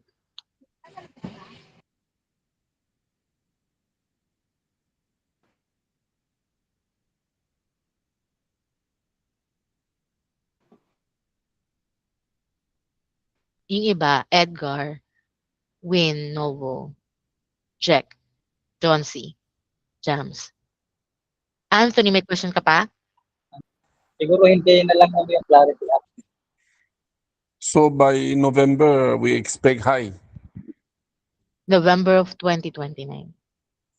2029, not 2026. Ang expected natin na bear market bottom is October of 2026. Yun yung Okay. last. Okay, so dun na yung pinaka-bottom ng bear market. Ibig sabihin, yun na yung pinaka-mababang price. So from that point, magsisimula na siyang umakyat. Hindi na siya bababa dun sa price ng kung ano yung October price ng 2026, hindi na siya bababa dun. Going up na siya hanggang 2029. So dapat, by October, nakabay ka na. Kasi after October, going up na yung price niya. Hanggang 2029 na yun. Paakyat na. Parang ganito, ito yung bear market bottom. So from this point, hindi na bumaba yung price. Paakyat na siya ng paakyat. Paakyat na ng paakyat. Tapos nag-top na siya. Going down na to. Pero once na ma-reach na tong level na to, going up na. So ang October 2026, which is around this area, dapat dito siya magbo-bottom. So after ng going up na. So dapat bago mag-October, nakabili ka na. Nagets niya na? And then, ang magiging pinaka-peak niya na is 2029 na. Pero hindi naman ibig sabihin no, na hindi kayo pwedeng mag-buy and sell. Kasi katulad nito, Ito yung bottom, nag-top. Pwede kayo magbenta dito. And then dito kayo ulit bibili. Kasi palaging bababa yan. Ibig sabihin, aakyat, bababa. 5 waves kasi siya palagi. Ibig sabihin, pump, and then magda-dump. So, dapat pag umakyat dito, isi-sell off mo na. Bibili ka ulit sa retracement. Ang retracement niyan is 23 to 38%. Palaging ganon. And then the following is 50%. And then itong last, reversal na. So pag mineasure mo yan, nami-measure yan. Kung hindi kayo aware, kapag bull market, so ito, start ng bull market, di ba? From this bottom going to the top, ang retracement dyan dahil bullish, hanggang 38%. So pag nagkaroon ng pump, dito ka magbebenta, saan yan bababa? Bibili ka dito. Laging 23 to 38% kasi bullish siya. Expected talaga na aakyat siya. And the next run, 50%.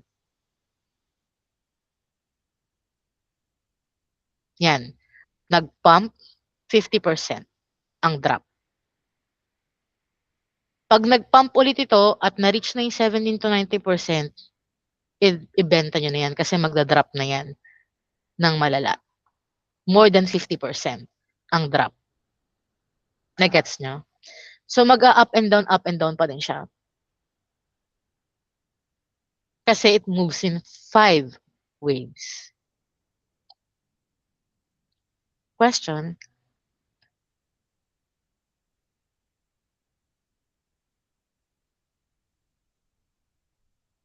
Pero magiging pinaka-top niya, pinakita ko na sa inyo, di ba? It's around mga 280 to 300,000 by November of 2029. Kung maaantay nyo siya. Pero ganito din ang move na gagawin niyan.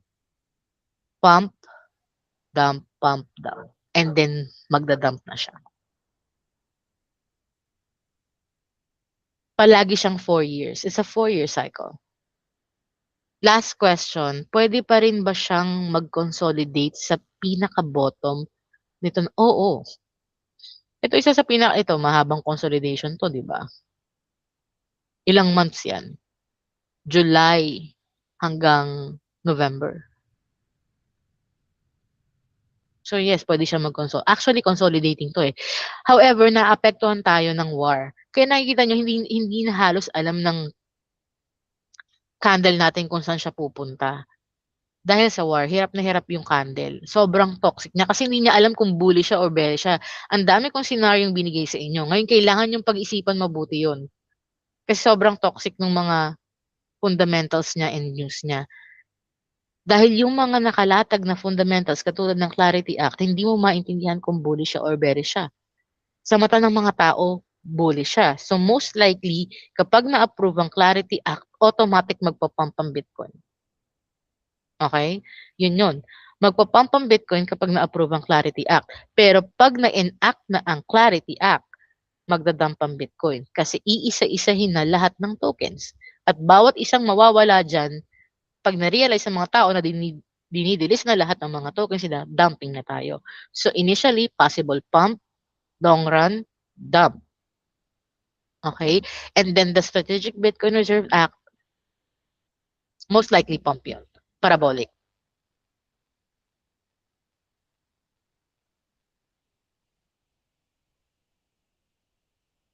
Saktong-sakto lang nga siya actually eh. Kasi ipapump nila ang market sa Clarity Act and then ida-dump nila sa pag-delist ng mga tokens. And then, after nun, i-approve nila ang Strategic Bitcoin Reserve Act kapag nag-bottom na. Kasi for sure, magda-dump, magka-crash ang market. So, best time to buy para sa kanila yun kasi sobrang baba ng price ng mga asset dahil sa Clarity Act. Pag kinrush ng Clarity Act ang market to the ground talaga, pati sila na possible mag-zero, baka mag-negative pa siya. So, pinakamagandang opportunity yon para sa US na bumili ng Bitcoin para gamiting Strategic Bitcoin Reserve Act. Kapag nakabili sila ng murang price, saka nila i-approve yung Strategic Bitcoin Reserve Act to the moon naman ng Bitcoin. yun ang best strategy nila. Pababagsakan nila ng todo yung price ng Bitcoin. Saka sila bibili. Gagamitin nila for Strategic Bitcoin Reserve Act to back their economy. Saka nila yun i-approve. Sabay lipad ng Bitcoin. Unstoppable ng Bitcoin after that.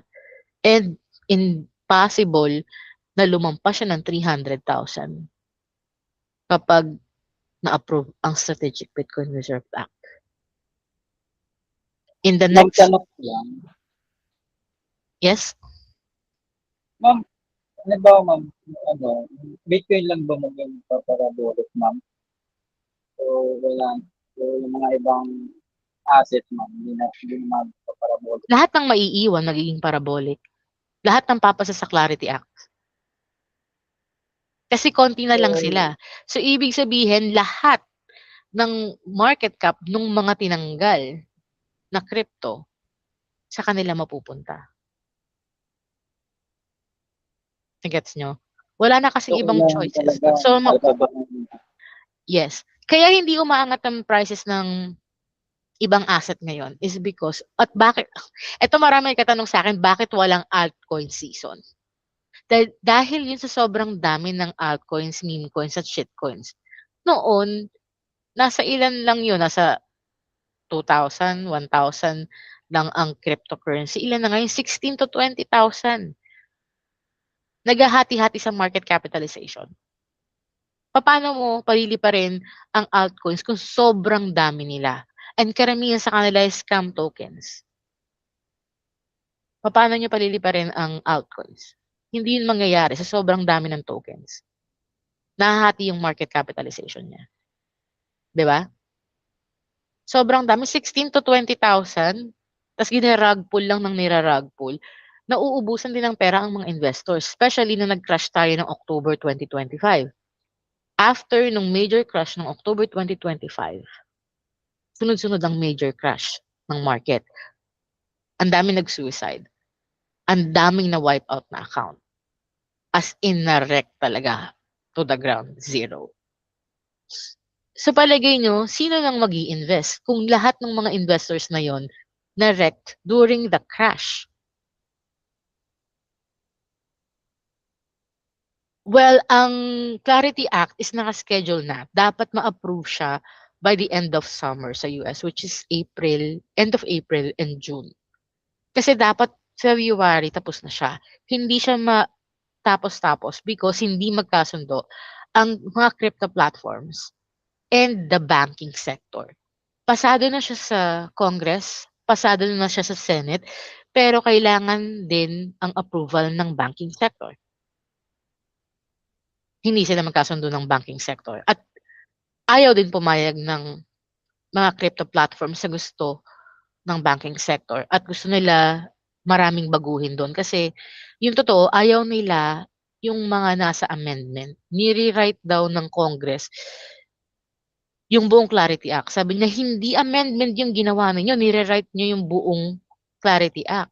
Kapag sinunod natin to, lahat ng guidelines sa Clarity Act, especially yung first pa lang, na kailangan, 'di ba, nakalagay doon, kailangan magandang utility and matagal ng operational. Automatic ang daming tanggal. Ang sabi ni Brian Armstrong na CEO ng Coinbase, the largest crypto platform sa US, ano ang maiiwan na ititrade sa Coinbase kapag dinilis nyo 95% ng crypto?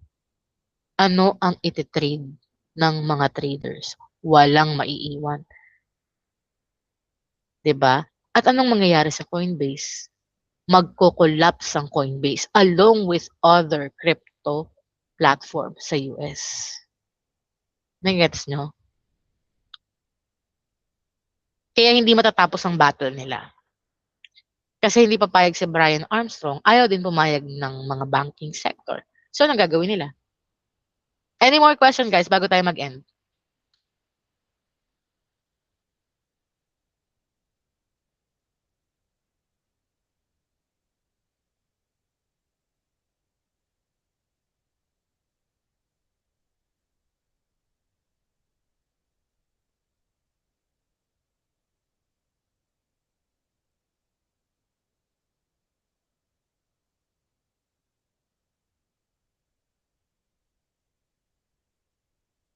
Question, guys?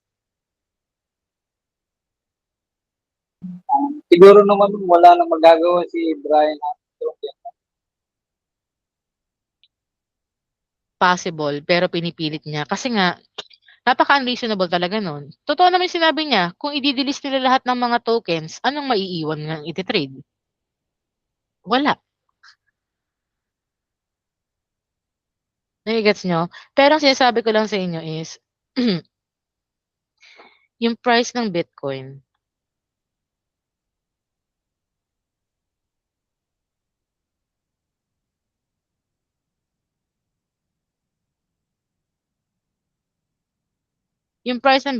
the previous time, 15,000 naging 126. So that's times 8.4. Almost 9x. So kung bababa tayo, nandito tayo sa 70,000 ngayon. 70,000, hanggang dito tayo, or 50, 60,000. Kahit mag 6x yan, or 5x. 59,000 times 5. That's 295,000 sa 5x. So, ibig sabihin, yun yung pinakamababang maging top ng Bitcoin next cycle. 295. So, hindi na masamang bumili dito, guys. Nagets nyo, guys? Hindi na masamang bumili sa price na to. Around 60 ba yan, ma'am? 60, 70?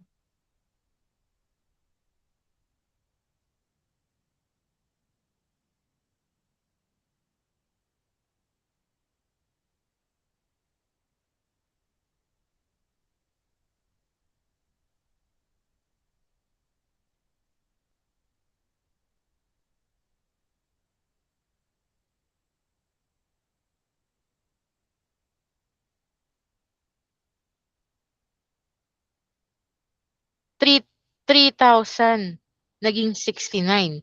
15 naging 126. So, kung ito, 59, magiging 295 minimum. Nagigets nyo? Again, 3,500 naging 69,000. 15,000 naging 126. Laging magbe-break ang top. Ayan, no? Top yan. Nag-break ba? Nag-break, di ba? At laging nagbe-break. Dahil tandaan nyo, nagsimula tayo ng 40 cents. Nagsimula tayo ng 40 cents. 15 years. Paano umakyat ng 126 ang 40 cents? Para mangyari yon, kailangan laging exponential ang increase ng price ng Bitcoin. Laging parabolic palagi. Kasi hindi tayo aabot ng 126,000 from 40 cents in 15 years kung hindi parabolic palagi ang increase. Gets nyo? Question? Paano kung makapasa na yung Bitcoin reserve, ma'am? Paano yung gold, ma'am? Babagsak na ba yun? Gold? Ang hirap sagutin ng question na yan sa gold. Nahirap sagutin ng question na yan sa gold. Dahil ito pa pala isa, last na to ha, meron silang plan na i-sell off ang gold to buy the Bitcoin reserve. Because according sa Strategic Bitcoin Reserve Act, they cannot use or hindi nila pwedeng gamitin ng US ang taxpayers' money para bumili ng Bitcoin para gawing Strategic Bitcoin Reserve. Naiintindihan nyo? Hindi pwedeng gamitin ng US ang taxpayers' money pambili ng Bitcoin Reserve. Yun ang nakalagay sa Strategic Bitcoin Reserve Act. So, ang isang workaround ni Donald Trump is to sell off the gold reserve ng US to buy the Bitcoin reserve. Pero bago mangyari yon, there is a possibility na maging super parabolic ang price ng gold. Why? Kailangan kumita ng US sa pag-sell off ng gold. Hindi sila magbebenta sa murang price. Kailangan nilang paakitin yung price ng gold para mas malaki yung magamit nilang pambili ng Bitcoin.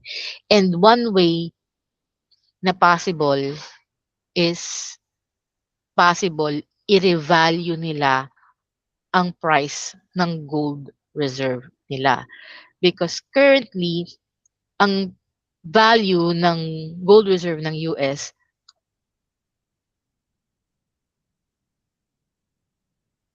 yung value ng gold reserve ng US is naka-base pa din dun sa old na pricing, which is around 37.43 US dollars per ounce. Alam niyo ba yon? Yung current value ng gold reserve ng US, naka-value pa rin siya sa 34 to 43 US dollars. Hindi pa siya nare-revalue. So possible i-revalue nila yung price ng gold bago sila mag-sell off. And then yung pagbebentahan nila ng gold reserve nila will be used to buy the strategic Bitcoin reserve. Naintindihan niyo ba yan? Question. Bago tayo mag-end. Ang complicated na, no? Sumakit na ba yung ulo nyo? Anthony, ano masasabi mo doon? Okay lang. Kumakain ng So, konti, hindi sumakit ang ulo. So, palagay mo, mag-revalue ang US ng gold reserve? Kasi parang humihina ngayon ng US dollar. So, tataasan ang gold. Yeah. Oo. And narinig ko na yun na possible nilang gamitin ng gold reserve to buy Bitcoin. Kasi nga, hindi sila pwedeng, wala silang pagkukunan ng budget. Kasi nakalagay mismo doon sa Strategic Bitcoin Reserve Act na ginawa ni Donald Trump na hindi po pwedeng gamitin yung pondo na galing sa taxpayers para pambili ng Bitcoin. So, paano yung magiging workaround? Ang gusto niyang workaround is ibenta yung gold reserve ng US. At pagkabenta nun, saka sila bibili ng Bitcoin. So, mag-drop yung price ng gold. Pero wala sa batas nila na hindi sila pwedeng bumili ng gold gamit ang taxpayers' money. Yun ang gagamitin ni Donald Trump na loophole. Ibibenta niya yung gold, gagamitin niya pambili ng Bitcoin, and then yung taxpayers' money, yun ang ipang-re-rebuy niya ng gold pag nag-dump. Pero may malaking possibility na ipapa-revalue muna niya yung gold bago niya i-sell off. Kasi currently nga, ang value nung nasa reserve nila, ang naging basis pa rin ng price is nasa 34 to 43 dollars, which is yung old price pa. So possible na ipapa-revalue nila yon and malamang magiging trillions of dollars siya. Or billions. Possible. And then sa kanya isi-sell off and then gagamitin niya to buy Bitcoin. Napaka-complicated ng gustong gawin ni Donald Trump sa buong US. Sobrang dami niyang ginawang napaka-toxic ngayon. Kaya medyo masakit siya sa ulo. So, nagigets niyo ba guys or nag-overload tayo? Nagigets naman po, ma'am. I hope nagigets niyo nga. Kasi sobrang sa totoo lang, sobrang toxic niya. Hindi ko alam kung going up or going down, pero isa lang alam ko. Bababa pa to, kahit umakyat to ngayon, price na to, possible umakyat yan hanggang dito, bababa pa din siya. Kaya pala hindi ka nagre-recommend ng altcoin, ma'am. Yes, kasi nga, hindi pa tapos yung Clarity Act. So, pag natapos na yung Clarity Act, dun pwede na tayong mag-recommend ng mga coins. Pero hanggang hindi natatapos, so paano ko sabihin sa inyo na ito yung kunin nyo, tapos sabihin sa inyo na, uy, sorry, hindi pala siya makakasali sa listing. I-delist na siya, tapos nag-dump. 'Di ba? Hindi lang nag-dump, na-rug pull siya. Anong gagawin natin? 'Di ba? So, masyado siya nakakatakot. The best, hintayin nyo matapos yun, para kung may mararag pull, hayaan nyo siyang marag pull, yung may iwan, yun na magiging parabolic. Nagets nyo? Kasi hindi na mahahati ang market capitalization. Sa kanila nabubuhos lahat ng market cap. So, sila yung lilipad. So, kailangan natin mag-wait by the end of April or by the end of June. Yun ang deadline nila. Okay? So, yun guys, 10:53 na, almost 11 na. 3 hours na tayo. So, kung last question, may question pa ba tayo bago tayo mag-end? I'm sure inaantok na kayo. Wala naman. So, ano ma'am, stock na lang muna ngayon ng USD ma'am. Nasa sa inyo yan, guys. Bumili na kayo ng Bitcoin kahit pa unti-unti. Kasi hindi ko malalaman o hindi ko masasabi sa inyo or magagaranti sa inyo kung biglang lilipad to kasi hindi ko controlled si Donald Trump. Okay? Siya lang ang may control dyan. Wala akong control. Okay? Gusto ko pa sanang i-discuss yung XRP pero saka na lang. Next time na lang kapag meron na ulit tayo. Bukas Okay? na lang, ma'am. Anong bukas? May pasok na ng Monday. Magsipasok kayo. Okay? So, wala nang question. Anthony, may question ka pa? Wala na. Wala na, madam. Thank you. Wala na. Okay, sige. Next time na lang yung sa XRP. Maganda din yung sa XRP actually. Mas maganda yung sa XRP. Bumili rin kayo ng XRP, guys. Okay. Saka ako nagdi-discuss kung paano nyo gagawin. Although si Edgar Stabilio, alam niya na kung anong gagawin sa XRP. Mag-ipon kayo ng XRP. Yun lang ang masasabi ko. Okay, guys. Thank you for joining. Good night. Good night, guys. Thank you for joining. Bye.